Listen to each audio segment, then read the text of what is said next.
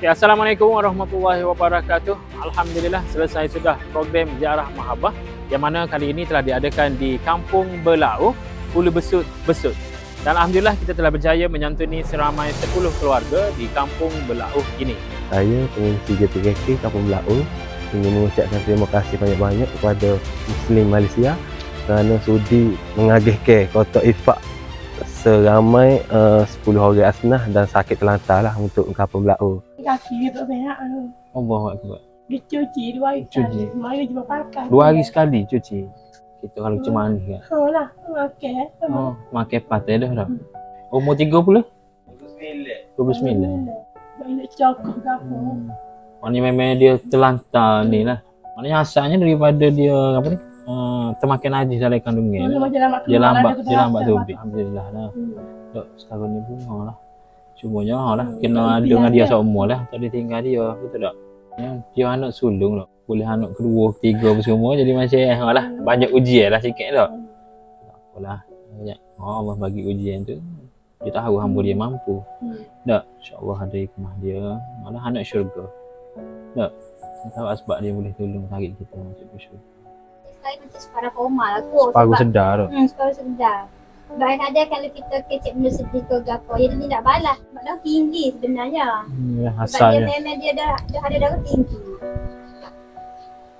Kita juga tidur stres tu kan sebab jaga orang Yalah, sakit kan. macam-macam. 10 tahun. 10 tahun jaga ni. Itu Arwah 10 suami tahun. dia lah. Sakit ke apa arwah dia?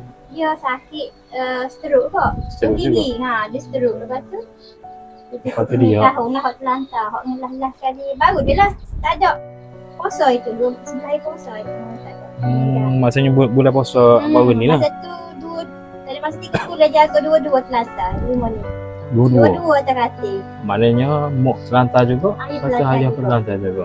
Lepas tu ayah pergi dulu. Ayah gitu. Okey. Ada harapan boleh sedar macam biasa. Tapi sebab masa-masa pergi operation tu saudara dia tu pecah juga. Maknanya tak ada operate. Kalau dia nak kulit apa dia pecah tu je lah. Waktu dia jadi pecah okey. dari darah pergi kosi tu. Semoga ya Allah dipermudahkan segala urusan. Dan kita haraplah dok. Kita harap semoga dia sihat sepuluh sekala lah.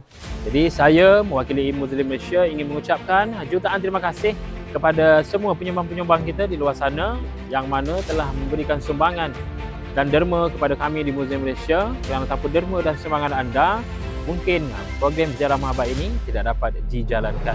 Jadi teruskanlah menyumbang kerana sumbangan anda mampu meringankan beban asnaf-asnaf yang memerlukan di luar sana. Janji Allah kepada hambanya di dalam surah Ar-Rahman ayat ke-60, Hal jazalul ihsani illal ihsan. Tidak ada balasan kebaikan melainkan kebaikan juga. Jadi sekian sahaja daripada saya untuk program Ziarah Mahabbah pada kali ini. Assalamualaikum dan terima kasih.